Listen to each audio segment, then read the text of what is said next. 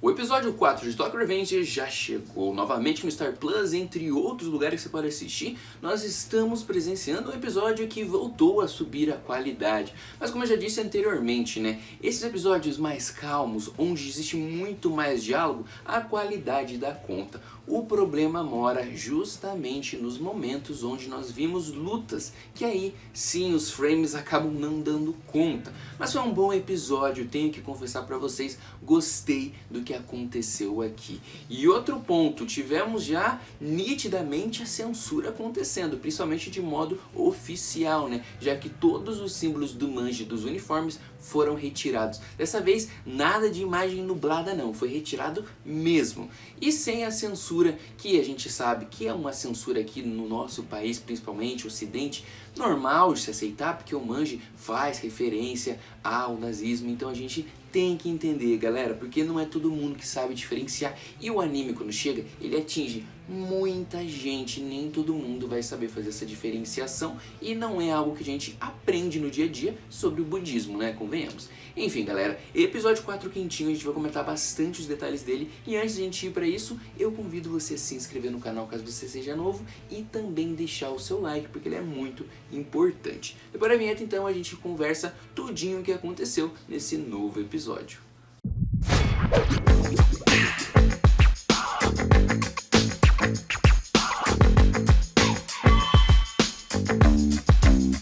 Nós havíamos presenciado aquele grande conflito acontecendo dentro da reunião da Toman. Inclusive, nós vimos Rama e vimos Kisaki participando ali nesse grande momento entre os principais membros. Olha, nós vimos que o Hakai pediu para sair da Toman, mas o Mitsuya chegou no final e disse que não, ele não vai liberar. Inclusive, já que a decisão era dele, de acordo com o Mike, né, ele ficou encarregado de conversar com o Taiju pessoalmente para dizer que o Hakai não iria sair. Depois disso, a gente tem aqui umas pequenas memórias do Hakai, estilo flashback, mostrando de como ele conheceu o Mitsuya, que ele chama carinhosamente de Taka-chan, fazendo referência a Takashi Mitsuya, seu primeiro nome. Agora, as imagens mostram que o Hakai era já um garotinho de 10 anos, muito violento, estava lá socando outro garoto, tirando sangue literalmente, e ele é impedido pelo Mitsuya. No primeiro momento ele não gosta, mas ele percebe que o Mitsuya fala que ele está passando dos limites, e era um cara que estava todo atarefado cuidando de duas crianças, uma bebê, a outra pequenininha, e mesmo assim estava lá sorridente, sendo contra a violência. Provavelmente quando ele segurou o punho do Hakai, ele também deve ter percebido que era um cara forte e muito responsável. Depois disso a gente percebe também que ele pergunta, mostra um bom humor com quem ele acabou de conhecer. O Mitsuya convida o Hakai. Para o começo ele estava com fome, e aí as coisas vão se estreitando cada vez mais. A gente volta ao presente quando os dois de fato vão até essa reunião, e no caminho a gente percebe que o Shifuya e o Takemichi estão indo junto. O Takemichi fala que está indo junto porque ele que levou uma surra, e o Shifuya vai porque sabe que é responsável ali de certa forma pelo que está acontecendo com o Takemichi também, já que ele bolou um plano horrível, como o Takemichi deixou bem claro.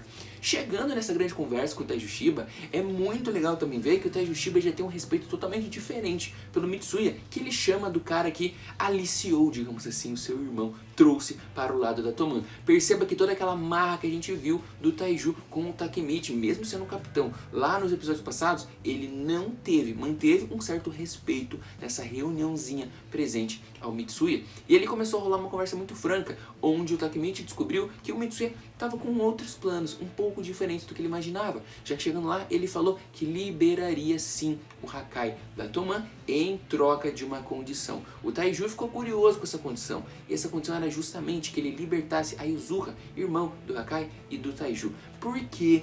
Tem aqui um motivo. O Hakai era responsável por defendê-la do próprio irmão. E abre aspas para um novo flashback, mostrando um pouco mais da infância do Taiju Shiba, Hakai e Yuzuha, onde eles não tinham mãe e o pai não era presente. O próprio Taiju acabava educando os seus irmãos, mas era uma educação na base da porrada, da força, da violência. E essa própria violência ele acabou conquistando muitos à sua volta. Ou seja, muito novo, ele é praticamente semelhante ao que aconteceu com o Mike.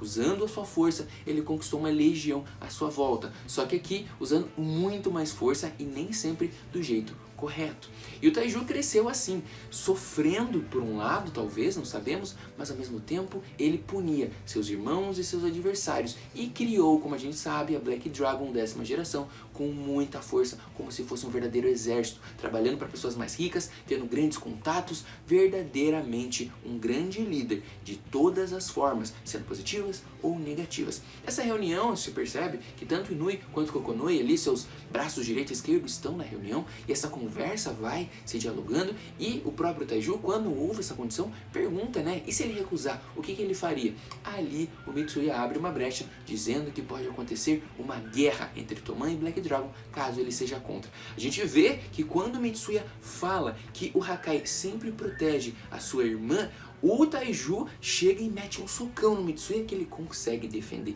já mostrando que o clima pode esquentar. Mas no final das contas, o nosso Taiju aceita as condições, falando que nunca mais tocaria na Yozura, liberando até então os dois desse compromisso.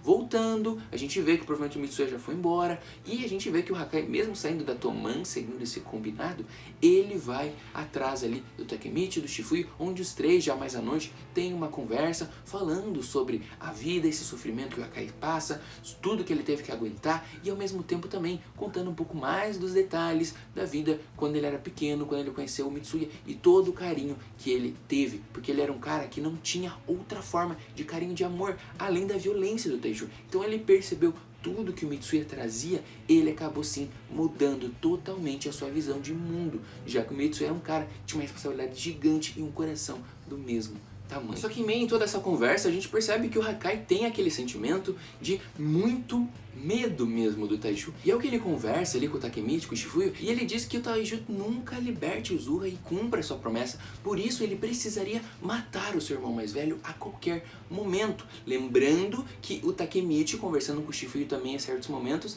deixa isso claro, que ele tem medo que isso aconteça e ele não mude em nada o futuro e se torne aquela Toman catastrófica que ele presenciou na última vez que ele voltou do futuro.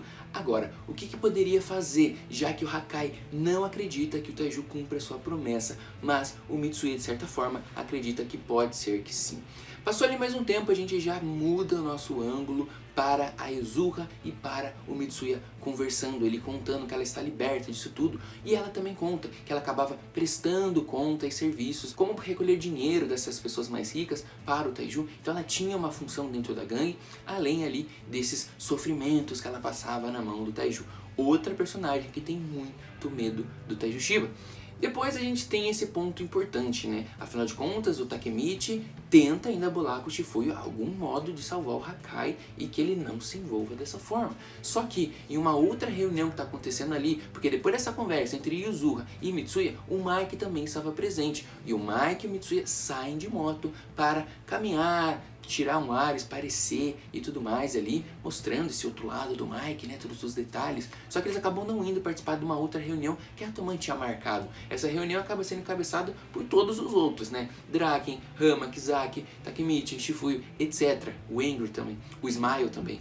E assim, ali eles conversam que realmente vai ser seguido o que o Mitsuya decidiu. Se ele falou que o Hakai vai ser liberado, vai ser liberado. Não tem como os outros interferirem. Não tem o que o Takemichi reclamar. Vai ser assim. Todo mundo vai embora e ali o Shifuya e o Takemichi começam a bular, né? Tipo, putz, nós não podemos abandonar nosso plano. Nem que seja nós dois, precisamos fazer alguma coisa. E é nesse momento que o Kizaki e o Hama chegam, falando que ajudariam de certa forma. Obviamente, eles não acreditaram. E ali, nessa conversa de tipo, vou te ajudar de alguma forma, somos novos parceiros, os dois não acreditando, e o Shifuya tem muita desconfiança, e o Shifuya já puxou algo bem afiado e já colocou no pescoço do Kizaki. E assim, a gente percebeu que o clima estava ficando quente. Mas o Hama fez a mesma coisa, ele também tirou uma faca ali e colocou no pescoço do Takemichi, deixando o clima cada vez mais quente.